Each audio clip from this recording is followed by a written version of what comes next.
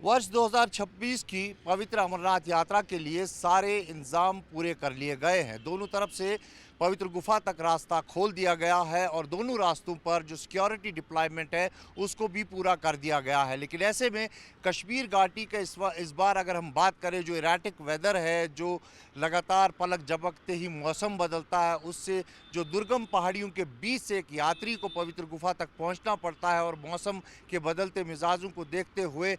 Shri Amarnath ji shrine board ने इस बार सुरक्षा का खास ख्याल रखते हुए जो बीमा एक यात्री का होता था 5 लाख से दुगना करते हुए 10 लाख कर दिया है, ताकि वो अगर उसके साथ कोई अनहोनी होती है तो उसके परिवार को 10 लाख रुपया जो है मिल सके। और इस बीमा के लिए जो है कोई भी प्रीमियम भरना अनिवार्य नहीं होगा। केवल जो यात्री है वो पंजीकृत होना चाहिए, आरएफआईडी कार्ड उसके पास होना चाहिए। इसके अलावा अगर चिकित्सा सेवाओं की बात करें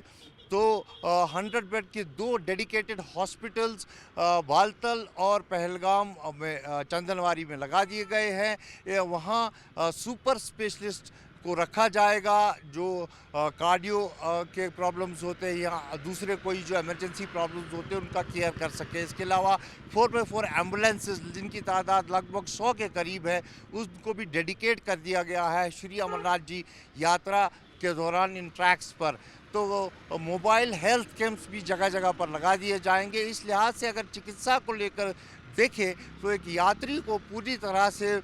यात्रा के दौरान जो है उसे हर सेवा मिल सके और तुरंत अगर उसे मेडिकल अटेंशन चाहिए उसके लिए हर इंतज़ाम जो है दोनों ट्रैक्स पे किया गया। तो कहीं ना कहीं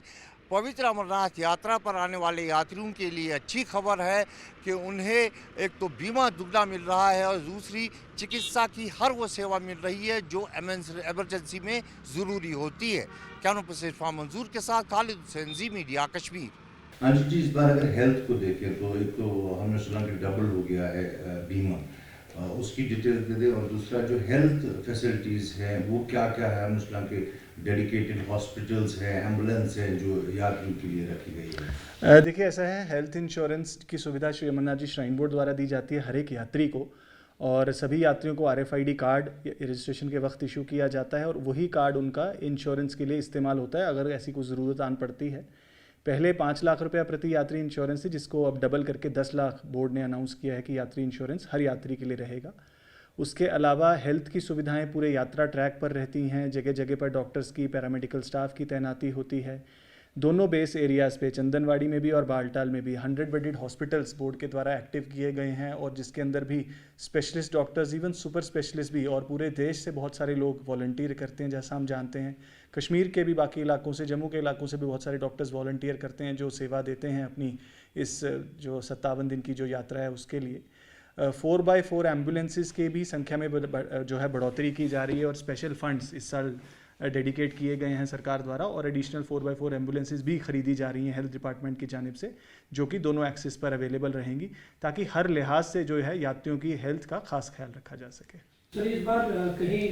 जो ट्रांजिट कैंप्स हैं उनमें यात्रा के लिए की गई है, क्योंकि यात्रा जो है एक बड़ा चैलेंज रहता है पूरी एडमिनिस्ट्रेशन के लिए भी और अमरनाथ श्राइन बोर्ड के लिए भी। देखिए ऐसा है कि श्री अमरनाथ जी की यात्रा जो सदियों से यहाँ चली आ रही है उसके अंदर एडमिनिस्ट्रेशन, बोर्ड और यहाँ के स्टेक होल्डर्स, मैं समझता हूँ उन सभी का एक एज अ टीम वर्क काम होता है और एज अ टीम ही हम हमेशा प्रयास करते हैं कि हर साल अरेंजमेंट्स में बेहतरी हो, इजाफा हो, और जितने भी पिलग्रिम्स डिवोटीज़ अक्रॉस इंडिया जहाँ से भी आएँ तो एक बेहतर यादगार यहाँ से लेकर के जाएँ। और उसी दिशा में ऑनरेबल एलजी साहब ने काफ़ी हिदायत हमें, मैं समझता हूँ फरवरी में उन्होंने पहली बार एक बैठक की थी जिसके अंदर काफ़ी डायरेक्शंस उनकी तरफ से आई थी और लगातार तब से लेकर अब तक कॉन्स्टेंटली वो रिव्यू करते आ रहे हैं और हमारे लेवल पर भी, चीफ सेक्रेटरी साहब के लेवल पर भी कॉन्स्टेंटली रिव्यूज़ इसी यात्रा को सफल बनाने के लिए होते हैं। हमारे जितने भी स्टेक होल्डर्स हैं, जैसा मैंने कहा, हमारे पुनी एसोसिएशन के हमारे साथी हैं, चाहे वो नुनवान के हों चाहे वो बालटाल के हों, हमारे होटल एसोसिएशन के साथी, हमारे ट्रांसपोर्टर्स, जितने भी हमारे जो टूर एंड ट्रैवल एजेंट्स जो इस यात्रा के साथ जुड़े हुए हमारे लोग हैं, स्थानीय निवासी हैं, उन सभी के साथ भी हमारी इंटरेक्शंस कॉन्स्टेंटली होती हैं। उनसे भी हम फीडबैक, सुझाव लेते हैं कि किस तरीके से यात्रा की जो सुविधाएं हैं उनको बेहतर कर सकें। और इस साल भी हर साल की तरह बीआरओ के द्वारा जो है ट्रैक क्लियरेंस का जो काम है वो जल्द से जल्द कंप्लीट किया गया। और उसके अंदर चाहे वो स्नो क्लियरेंस की बात हो, चाहे वो रेलिंग्स की बात हो, ट्रैक के ऊपर टाइल लगाने की बात हो, हर साल सुविधाओं के अंदर वृद्धि की जा रही है। और उसके अलावा भी जो हमारे सिक्योरिटी फोर्सेस की जो डिप्लॉयमेंट है वो भी काफ़ी जल्दी इस बार हुई है दोनों एक्सिस पर, ताकि एक सुरक्षा इंतजाम भी बेहतर हों। हमारी डिज़ास्टर मैनेजमेंट टीम्स को भी मॉक ड्रिल्स जो हैं लगातार की जा रही हैं, और कोऑर्डिनेशन एक्सरसाइजेज हमारी टीम्स की चलती हैं, और उनको भी रिसेंटली डीजी साहब द्वारा फ्लैग ऑफ किया गया है। वेदर एडवाइजरीज़ किस तरीके से एडवांस में लोगों तक पहुँचें, उसके ऊपर भी हम काम कर रहे हैं। सारा जो ये कैमरास का नेटवर्क रहेगा और जो monitoring mechanism integrated command and control centre जो श्रीनगर में रहता है, उसको भी आप एक्टिव किया गया है। तो मैं समझता हूँ सभी पहलुओं को ऊपर हम काम कर रहे हैं, ताकि जितने भी श्रद्धालु यहाँ पहुँचे उन सबका हम स्वागत कर सकें। अंशु जी, इस बार हमने सुना